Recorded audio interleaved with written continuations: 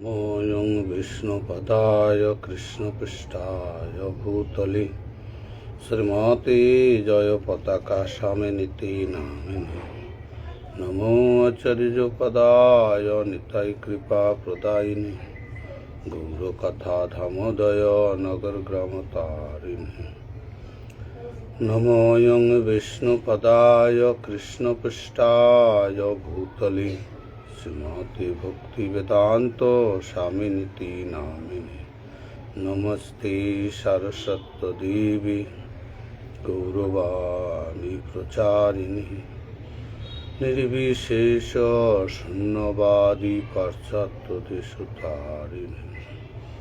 ओं तत्सत् ओं तत्सत् ओं तत्सत्। सुधी भक्तमंडली सबाइके जानाई आमी दंडवत प्रणति निवेदन। আজকে আমাদের পঞ্চম স্কন্ধ দশম অধ্যায় শ্লোক নাম্বার 6।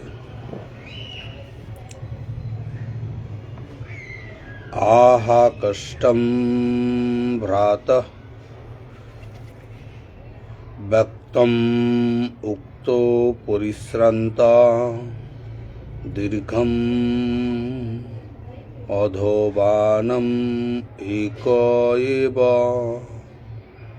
উহিবন শরীরম নয়তি পীরা ন সংহনন অঙ্গ জরসা চ উপদ্রুতঃ ভগবান সখী নৈব অপরি ইতি সম্বন্ধ ঘটিনা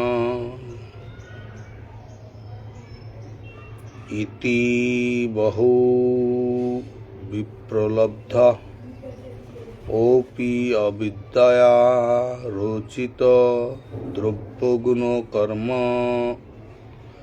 আশয় সচরম সূক্ষ্ম অবন্তি অবস্তনি সংস্থান বিশেষে অহম মম ইতি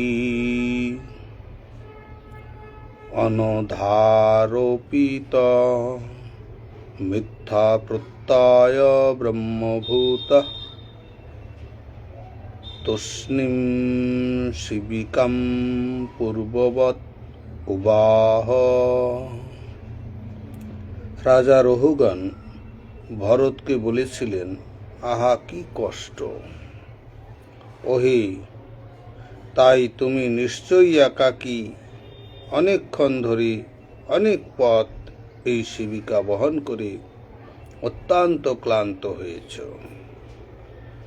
আর তাছাড়া তোমার বার্ধক্যবশত তুমি অত্যন্ত পরিশ্রান্ত হয়েছ।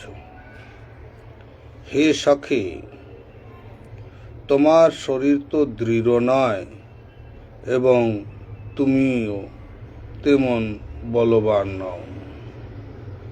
তোমার সঙ্গে বাহকেরা কি তোমার সঙ্গে সহযোগিতা করছে না?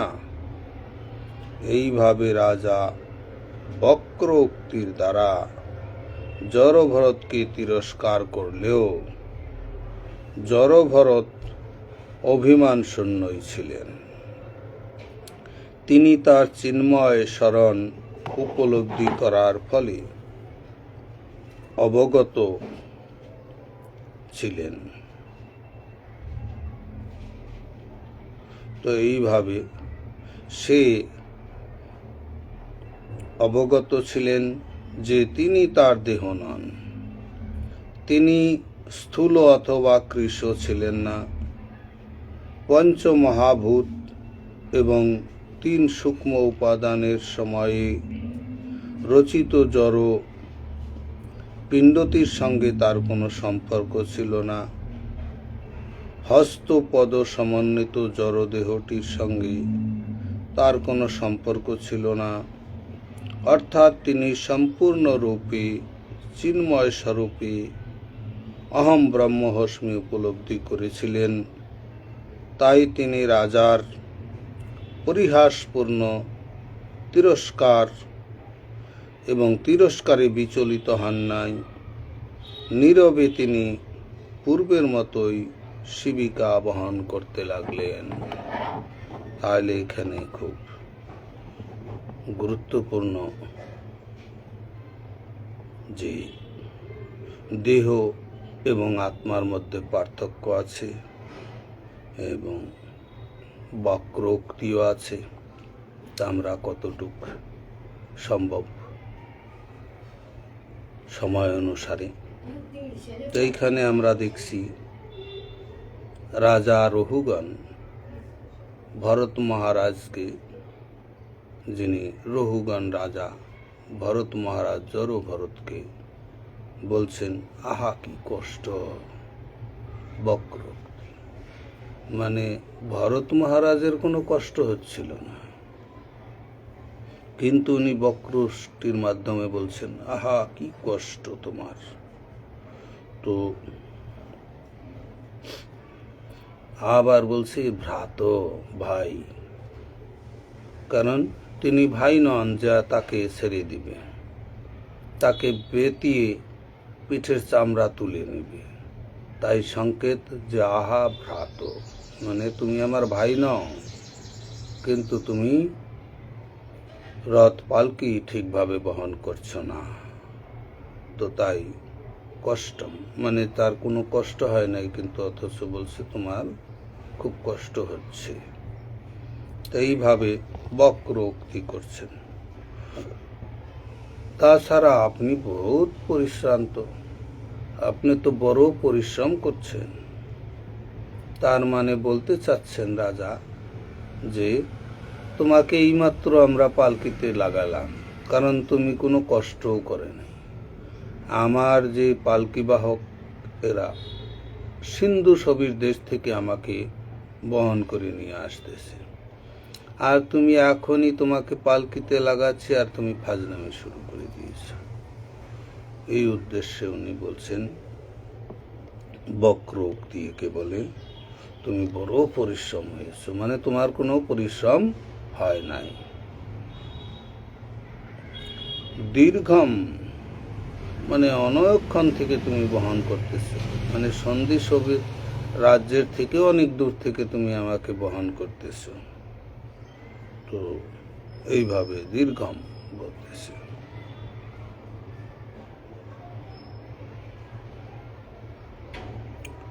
দীর্ঘ পথ তুমি বহন করতেছ আমাকে, তাই তোমার স্বাভাবিক খুব কষ্ট হচ্ছে। মানে তুমি কোনো পথই বহন করো নাই, সামান্য এখনই তোমাকে জুড়েছি আর তুমি এরকম পালকি হিলাচ্ছ আমাকে।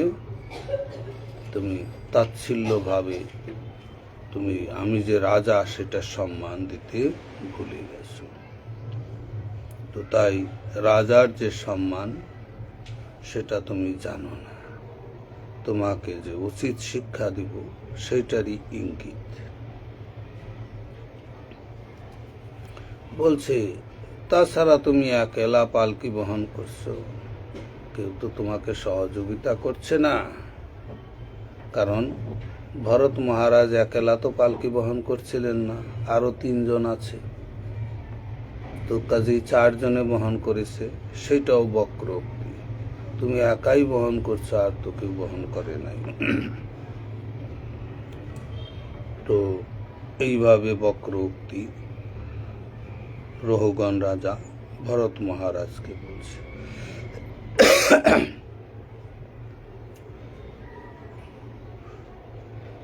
খালি তুমি একাই বহন করেছ এটা বলতেছে বক্রোক্তি, মানে তুমি একা বহন করো নাই, আরো তোমার সাথে 3 জন দেওয়া হয়েছে, 4 জনে মিলে বহন করছো, তাও তুমি ঠিকভাবে বহন করছো না।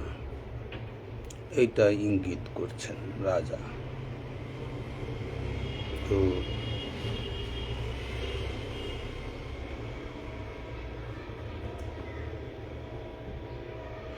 হ্যাঁ, তারপরে বলছে অতি পিবা, তাছাড়া তুমি অনেক দুর্বল ব্যক্তি, মানে তুমি দুর্বল নও, তুমি মহা শক্তিশালী, শারীরিক দিক দিয়ে তুমি মহা বলশালী। তাই তাকে বলছে তুমি তো দুর্বল, তোমার শক্তিহীন, তুমি কি করে এটা পালকি বহন তোমার পক্ষে সম্ভব? মানে তোমার পক্ষে গোটা পালকি একাই মাথায় নিয়ে যাওয়া সম্ভব? সেটা রাজা তাকে বলছে।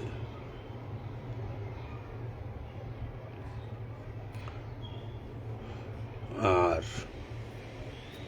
আবার বলছেন তুমি বার্ধক্যের দ্বারা পীড়িত। এখানে ভরত মহারাজ একদম যুবক, কোনো রকম বার্ধক্যে তার কাছে আসে না। তো তাকে বক্রোক্তির দ্বারা বলছেন তুমি বার্ধক্য হয়ে গেছো, মানে তুমি অতীব জোয়ান, কেবল কিশোর বালক তুমি। কিন্তু তাই তাকে বক্রোক্তির মাধ্যমে বলছে তুমি তো বৃদ্ধ হয়ে গেছো, শরীরও কাজ করে না, মানে শরীর সব কিছু কাজ করা সত্ত্বেও তুমি করছো না কাজটা।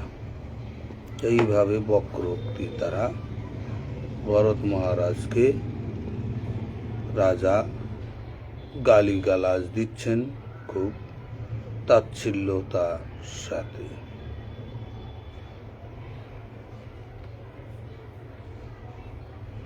আর তুমি বার্ধক্যের দ্বারা আক্রান্ত বলে এইভাবে ভরত মহারাজকে উনি বক্রোক্তির দ্বারা সে তার অপমান অপদস্থ করছেন।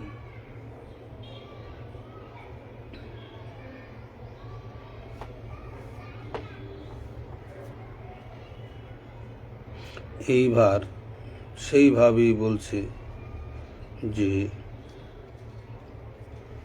এইভাবে বক্রোক্তির দ্বারা জড়ভরতকে অপমান করছেন রাজা।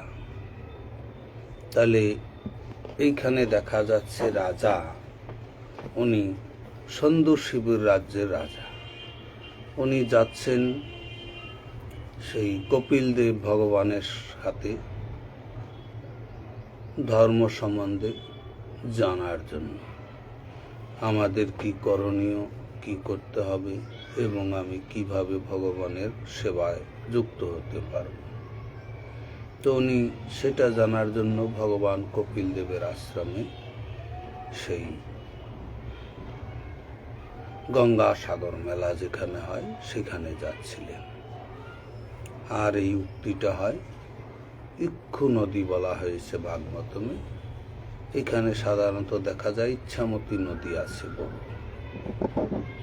তো তাই ইক্ষু নদীর তীরে কথাটা হচ্ছে। তাহলে এইখানে দেখা যাচ্ছে রাজা, উনি এখানকার রাজাও নন, উনি অনেক রাজার রাজ্য দিয়ে আসছেন, কিন্তু উনি নিজেকে রাজা অভিমানে যাকে তাকে দিয়ে পালকি বহন করাচ্ছেন। তাহলে পালকি বহন করা, যে রাজা পালকিতে যাবে কিন্তু যাকে খুশি তাকে ধরে পালকিতে লাগাচ্ছেন, এবং পালকি বাহকদের কোনো রকম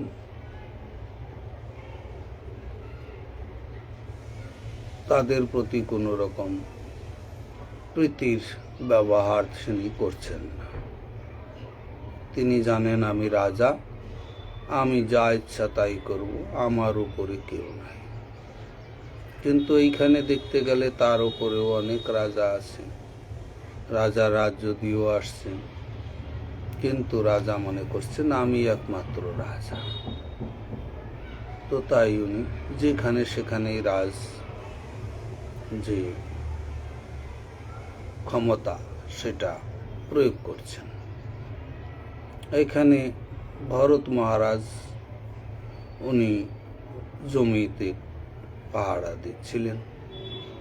তো ওনাকে দেখে যখন রাজার কোনো ভারবাহক, পালকি বাহক যখন খুব অসুস্থ হয়ে পড়ে যায় একজন, তখন সেই পালকি বহন করার জন্য অপর একজন কাহার খুঁজছিলেন।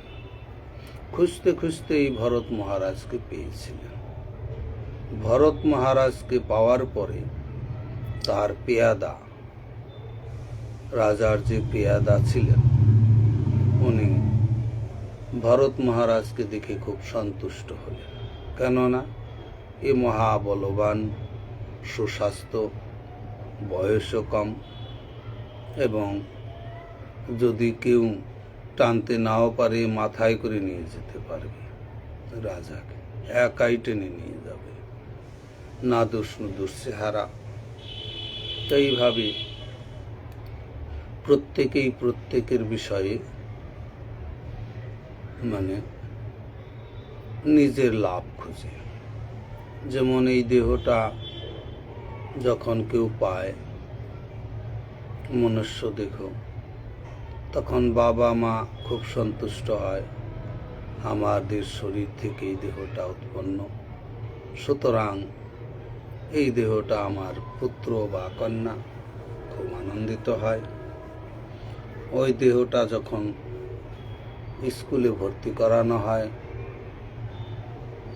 বিদ্যা অর্জনের জন্য, তো তখন শিক্ষকরাও খুব যত্ন সহকারে দেখে, এটা আমার স্টুডেন্ট, আমার বিদ্যালয় ছাত্র। তো দাবি দেহটার, প্রকৃতপক্ষে দেখা যায় দেহের মালিক কি আত্মা, না মাতা পিতা, না শিক্ষক, কে প্রকৃত দেহের মালিক?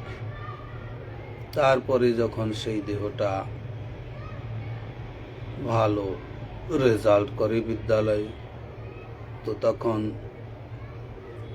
সেই গ্রাম বলে আমার ছেলে আমাদের গ্রামের ছেলে ডিস্ট্রিক্টে ফার্স্ট হয়েছে। যখন সে পশ্চিম বাংলার মধ্যে ফার্স্ট হয় সেই রাজ্যের মধ্যে, তখন ডিস্ট্রিক্ট বলে আমার ডিস্ট্রিক্টের ছেলে পশ্চিম বাংলার মধ্যে ফার্স্ট হয়েছে।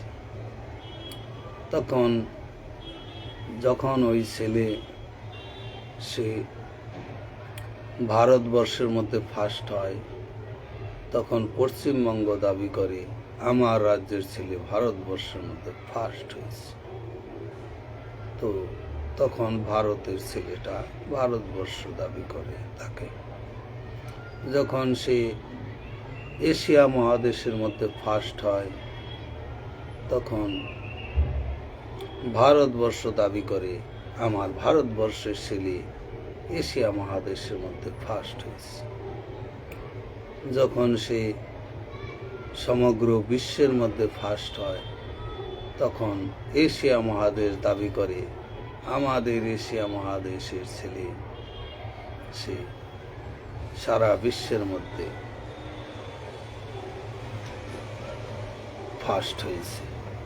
তো এইভাবে মালিক ক্রমানুসারেই বদলে যায়। যখন এইভাবে বদলাতে বদলাতে সে যখন আবার বিবাহ করে, তখন পত্নী দাবি করে এটা আমার দেহ, তখন সেই দেহের মালিক পত্নী বনে যায়। তখন মাতা পিতা আর কোনো দাবি করে না। যখন এই দেহ একটা চাকরি পায় সরকারি, তখন সরকার বলে আমার চাকর, কারণ আমি বেতন দিয়ে দেহটাকে পুষছি। তো তাহলে এইভাবে যখন সে কোনো রাস্তায় চলতে চলতে অ্যাক্সিডেন্টে মারা যায়, তখন কুকুর, শিয়াল, শকুন, হায়না আদি বলে এটা আমার দেহ, আমি এখন খাবো আরাম করে। তো সম্পত্তি প্রকৃতপক্ষে এদেরই, কারণ কোনো মালিক দোকানদারি করে, দোকানের আয় মালিকের হাতে থাকবে, কারণ মালিক দোকানটা তৈরি করেছে, কর্মচারী রেখেছে মালিক। তো এইখানে এই দেহটা প্রকৃতপক্ষে এদেরই। তাই এরা শকুন ডালে বসে চিন্তা করে কখন করবে আমি খাবো আমার খাবার, আমি এত দেরি হচ্ছে পাচ্ছি না, আর কয়দিন লাগবে খাবারটা সংগ্রহ করতে। তো ওরা সব সময় ইচ্ছা করে থাকে। এই এখন যদি বলা যায় দেহটা আত্মার কি, না, দেহটা আত্মারও না। আত্মা দেহ ছেড়ে চলে যায়, দেহ তো পড়েই থাকে। তাহলে দেহ আত্মার হলে দেহ ছাড়বে কেন? তাহলে দেহটা আত্মারও না। তাহলে দেহটা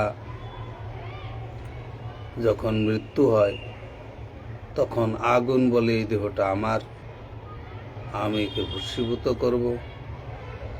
জল বলে দেহটা আমার, জলে ফেলে দিলে জল সেটাকে পচিয়ে নষ্ট করে আত্মসাৎ করে নেবে। এবং মাটি পৃথিবী বলে দেহটা আমার, সে মাটিতে মিশে যাবে। তাহলে এই যে দেখতে গেলে পঞ্চভৌতিক দেহ, পঞ্চভূতের সবাই মালিক। আর এই দিক দিয়ে দেহের যে জীবাত্মা আছে, ইনি ওই দেহটাকে বলছে আমার দেহ। কারণ এই দেহটাকে সে পালন পোষণ করছে। দেহ তাকে পছন্দ করছে না, কিন্তু জীবাত্মা তাকে খাওয়াচ্ছে, পরাচ্ছে, যত্ন করছে, স্নো পাউডার আদি কত কি দিয়ে তার সেবা করছে। এবং দেহ যেতে চাইলেও জীবাত্মা ছাড়তে রাজি নয়। দেহ কাটা ছেঁড়া হয়ে যখন দুরবস্থায় পড়ে থাকে, তখন ওই আত্মা দেহটার মধ্যে থেকে বেরোইতে চায় না, দেহটাকে ধরে রাখতে চায় না। এটা আমারই দেহ, কাটো চিরো যাই করো, কিন্তু আমি যেন আর কয়টা দিন থাকতে পারি। লাস্ট পর্যন্ত আত্মা দেহটাকে নিয়ে থাকতেই চায়, দেহটাকে ছাড়তে চায় না। কিন্তু দেহ আত্মাকে ছাড়তে চায়, কিন্তু আত্মা দেহকে ছাড়তে চায় না। কিন্তু দেহটাকে, দেহ তো ছেড়েই দেয় আত্মাকে। আত্মা আবার কর্ম অনুসারে আর এক দেহ ধারণ করে। তো তাই দেখতে গেলে দেহটা কার? দেহটা অ্যাকচুয়াল মালিক না, কেউ এখানে দেখা যাচ্ছে না। তো তাই ভরত মহারাজও তদ্রূপভাবে বলছেন যে তোমার এইভাবে এখানে ভরত মহারাজকে রহুগণ রাজা যেটা বলছে, ভরত মহারাজ দেহের বাইরে সেটা উনি এখানে পরিচয় দিচ্ছেন। কারণ ভরত মহারাজের এইগুলা কথায় কোনো রকমভাবে তার মনে কোনো দাগ কাটে নাই, উনি কোনো ক্রোধ হন নাই, ওনার এই বিষয়ে কোনো তার মনোভাবও বিকৃত হয় নাই। সে বলছে যে সে তিরস্কারও সে শ্রবণ করে নাই। কারণ তিরস্কার হলো দেহের, আর উনি দেহের বাইরের, সুতরাং উনি দেহ নন। তাই দেহের তিরস্কার হচ্ছে, তাতে উনি অখুশি হন নাই। তো তাই এখানে দেখা যাচ্ছে যে এই কটূক্তি এত কিছু করা সত্ত্বেও ভরত মহারাজ রহুগণ রাজার প্রতি কোনো রকম ভাবনার পরিবর্তন হয় নাই, ক্রোধ হন নাই, খুশি হন নাই। উনি যেভাবে ভাবিত সেইভাবেই উনি পরিচালিত হচ্ছেন। এবং জড়ভরত অভিমান শূন্য নিতাই, অভিমান শূন্য নিতাই নগরে বেড়ায়। ভরত মহারাজ নগরে বিচরণ করছেন অভিমান শূন্য হয়ে। কেন? কৃষ্ণ প্রেম দান করবেন, কৃষ্ণ প্রেম দান করার জন্য উনি নগরে বিতরণ করছেন। তো তাই ওনার কোনো অভিমান শূন্য ছিলেন, ওনার কোনো অভিমান ছিল না। কারণ উনি জানেন যে দেহের প্রকৃত স্থিতি কি, দেহের মালিক আমি নই, সেটা উনি জানেন। আর সাধারণ মানুষ এই দেহটাকেই আমার মনে করে, দেহের কে অনুসারে সে বার্থ সার্টিফিকেটও বানায় এবং পরিচয় ওই দেহটারই দেয়। কিন্তু প্রকৃতপক্ষে জীবাত্মা দেহের বাইরের বস্তু, চিন্ময় জগতের বস্তু, তার সম্পর্ক একমাত্র ভগবান। তো তাই ভগবানের সাথে একমাত্র তার সম্পর্ক জোড়া, এটাই হলো জীবাত্মার কাজ। কিন্তু জীবাত্মা এই বহিরঙ্গা শক্তির প্রভাবে সে নিজের যে সত্তা, নিজের যে পরিস্থিতি, সব কিছু হারিয়ে ফেলেছে। যেমন একজন খুবই গরিব ব্যক্তি হলে কোনো সময় ধনী ছিল, ধনী ব্যক্তি যদি গরিব হয়ে যায় তখন তার সব কিছু সত্তা হারিয়ে ফেলে দেয়। তেমনি এইখানে সত্তা হারিয়ে ফেলে দেয় এই জীবাত্মা। জীবাত্মা সর্বদাই দেহটারই সেবা করে। তো তাই এখানে ভরত মহারাজ রহুগণ রাজাকে শিক্ষা দিচ্ছেন যে আমি দেহাতীত, আমি দেহ নেই, কাজেই তুমি মারবে, পিটবে, গালি দিবে, এটা আমার কোনো যায় আসে না। এটা দেহের ক্ষেত্রে হতে পারে, কিন্তু আমার ক্ষেত্রে এগুলা কোনো ব্যাপার নাই। আমি এই গালি গালাজ আমার কাছে লক্ষণীয় নয়। কেন? আত্মা চিন্ময় জগতের, কাজেই জড়জগতিক কোনো কিছুর থেকে আত্মা লেনা দেনা নাই। তাহলে এই গালিটা কাকে, কার আঘাত লাগছে? না মনের। মন কাউকে গালি দিলে তার মন রেগে যাবে, মন একদম অগ্নিবৎ হয়ে যাবে। কেন? কারণ মান অভিমান মনের বস্তু, মন ওনাকে, মান অভিমান মনের। আত্মার সাথে মান অভিমান আত্মা চায় না। এই জড়জগতের কিছু লেনা দেনা আত্মার নাই, কিন্তু মনের আছে। কাজেই মনকে উনি কন্ট্রোল করেছেন ভরত মহারাজ। তাই এখানে দেখা যাচ্ছে যে উনি মনেরও অতীত, বুদ্ধিরও অতীত, দেহেরও অতীত। উনি ভগবানের সাথে যুক্ত, আর সংসারে থেকে উনি সংসার থেকে বিযুক্ত। সংসারের কোনো রকম প্রভাব তার উপর পড়ছে না। তো তিনি তার চিন্ময় স্বরূপ উপলব্ধি করার ফলে তিনি সব দিক দিয়ে অবগত ছিলেন, যেটা আমার কিছু করণীয় নাই। তো তাই উনি এইভাবে রহুগণ রাজাকে, রাজার বাক্যে কোনো রকম, রহুগণ রাজার বাক্যের প্রতি ওনার কোনো রকম বিকৃতি হয় নাই। বিকৃতি হইল মনের বিষয়। তাই তিনি দেহ নন, এটা উনি ভালোভাবে জানতেন। তিনি স্থূল আবরণ কৃশ ছিলেন না, তিনি স্থূলও ছিলেন না, কৃশও ছিলেন না। কারণ আত্মা মোটাও হয় না এবং আত্মা ক্ষীণও হয় না। আত্মা প্রকৃতপক্ষে একই আয়তন, একই রূপ। আত্মার রূপ কোনো ভিন্নতা নাই। ভিন্ন ভিন্ন দেহ ধারণ করে, কিন্তু আত্মার রূপ একই। পঞ্চভূত থেকে উনি ভিন্ন। সাধারণত দেহটা কার দ্বারা পরিচালিত হয়? 5টা কর্মেন্দ্রিয়, 5টা জ্ঞানেন্দ্রিয় এবং পঞ্চভূত হল তার কাজ করার ভূমি। কোনো ব্যক্তি যদি কাজ করবে, তাহলে তার অফিস চাই, থাকার জায়গা চাই, তার একটা নির্দিষ্ট চেয়ার চাই, আসন চাই। তো এইভাবে সে কাজ করতে পারে। বসার আসন না হলে সে কাজ করবে কি করে? আবার আসনও ভিন্ন ভিন্ন কাজের জন্য ভিন্ন ভিন্ন আসন। যেমন একজন ড্রাইভার গাড়ি চালক, তার আসন ভিন্ন। আবার একজন ট্রেন চালক, তার আসন ভিন্ন। সে দাঁড়িয়ে চালাবে ট্রেন চালক, সে যদি বসে তাহলে সমস্যা হয়ে যাবে।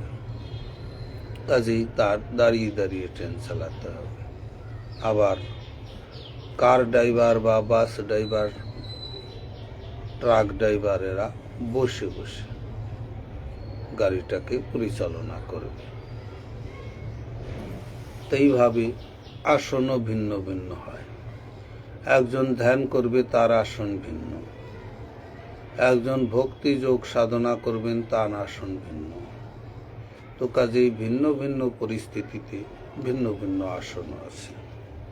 এইখানে দেখা যাচ্ছে যে উনি জানেন যে এই দেহটা হচ্ছে আত্মার বসবাস করার জন্য বিশ্রামাগার। আত্মা এখানে, জীবাত্মা এখানে বিশ্রাম করেন। কাজেই উনি দেহ নন, এটা জানেন। তিনি স্থূল অথবা কৃশ নন, তিনি মোটাও নন, উনি লাকির চাঁদও নন। এবং এই পঞ্চভূত হল ক্ষিতি অপ্তেজ মরুদ্গম হল ভূমি, যেটার উপর আশ্রয় করে উনি কাজটা করবেন, এই সব জিনিস উপভোগ করবেন। তো তাহলে এটা হলো যে পঞ্চ মহাভূত বলা হয় একে। এই পঞ্চ মহাভূত হলো তার গ্রাউন্ড, কর্মক্ষেত্র, ভূমি। এটা মনের।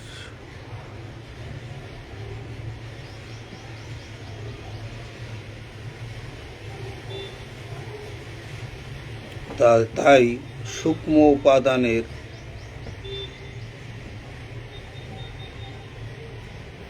এই সূক্ষ্ম উপাদান দ্বারা রচিত এবং স্থূল সূক্ষ্ম উপাদান দ্বারা রচিত যে দেহ, সেই দেহের সঙ্গে ভরত মহারাজের কোনো সম্পর্ক ছিল না। ইনি দেহাতীত।